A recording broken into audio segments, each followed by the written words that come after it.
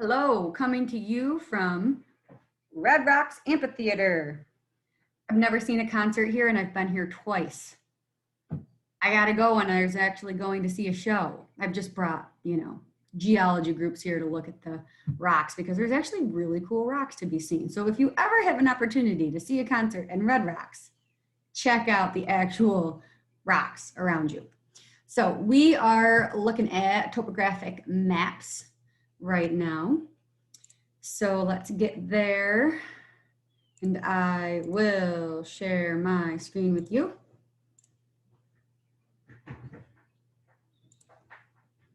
Okay, so coming on down to Topo Maps.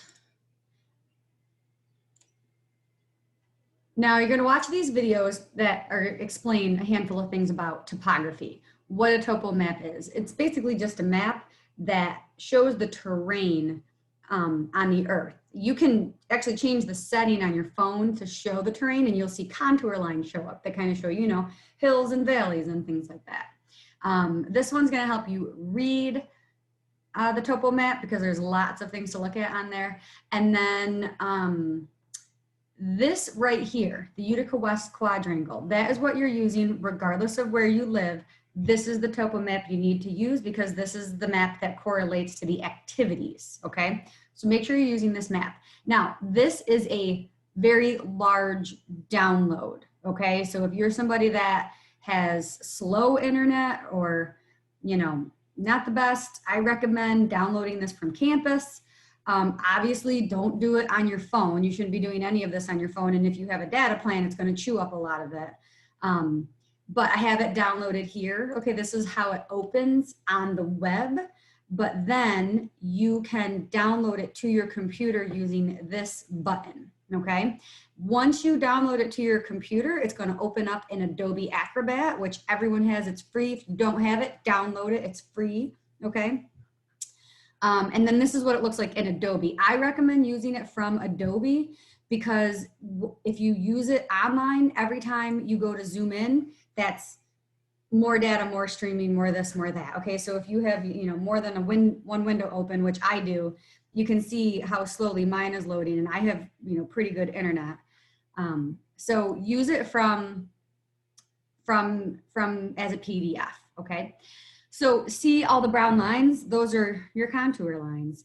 And you're going to read through your lab. It's going to talk about what those are and how to read them. I'm going to zoom in to kind of show you a few things here.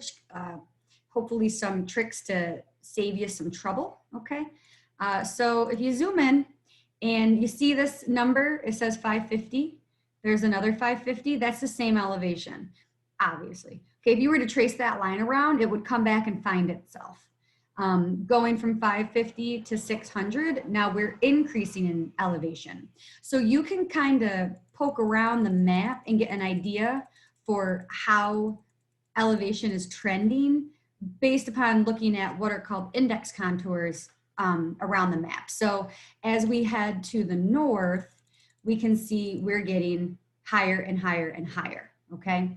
One of the things that you're gonna have to do is find the highest and the lowest elevations on this map.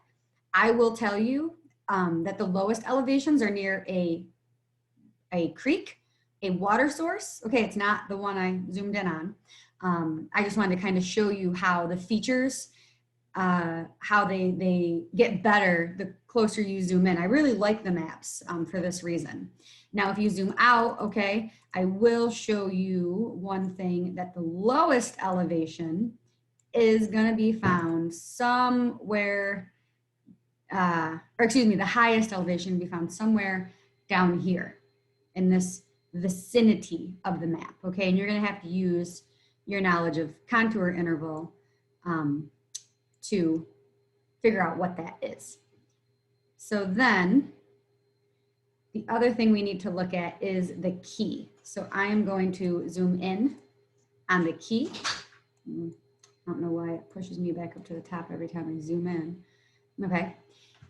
Here is your scale. It says 1 to 24,000. Your book walks you through what that means, okay? But really quick, it's a 1 to 24,000 ratio, meaning if you have one of anything on the map, you have 24,000 of that same thing on land. So if I were to put my hand over the map, I would require 24,000 hands stretching across the Earth's surface to cover the same distance.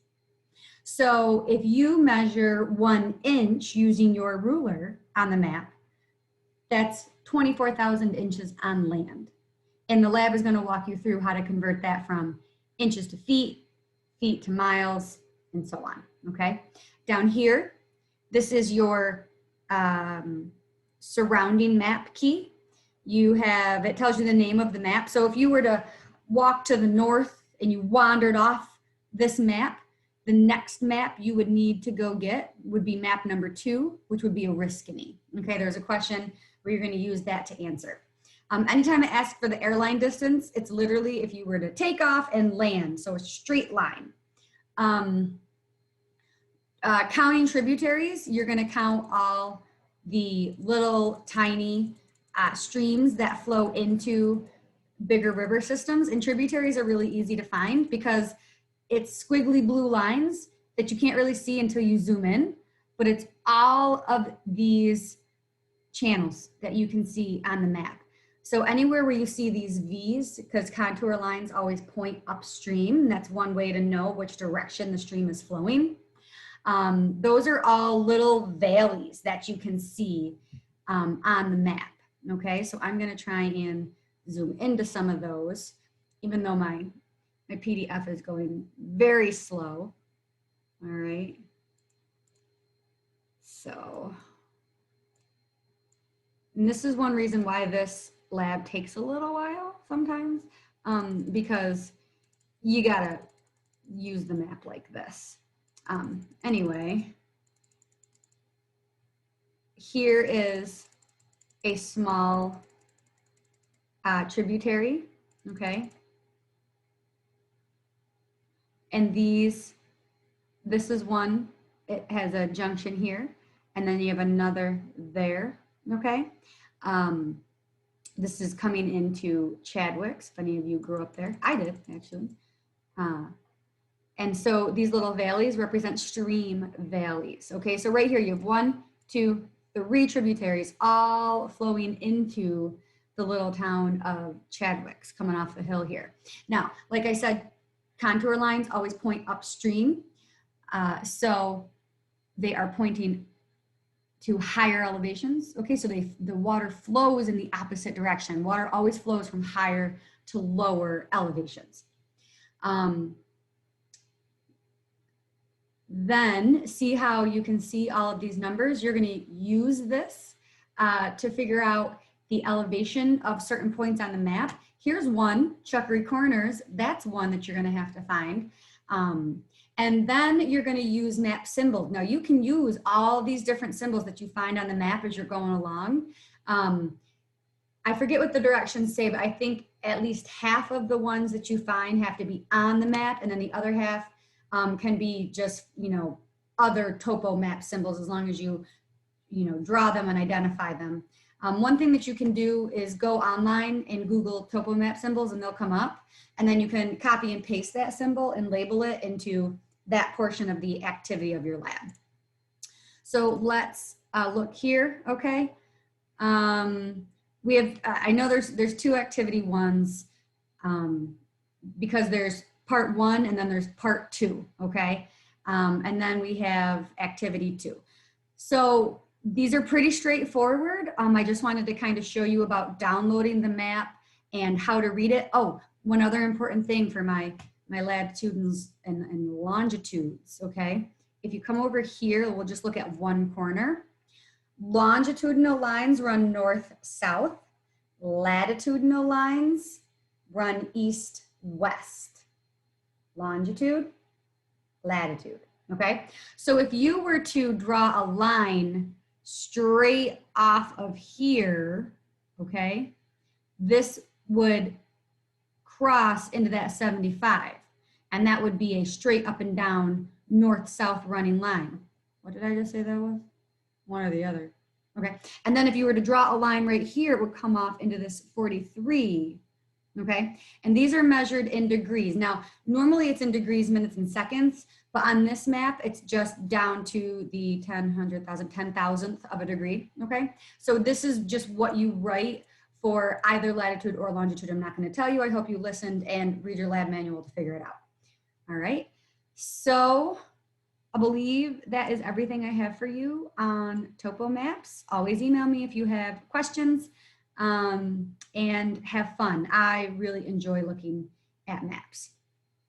I know, kind of a weird thing, but I'm a nerd and I like them. I think they're cool.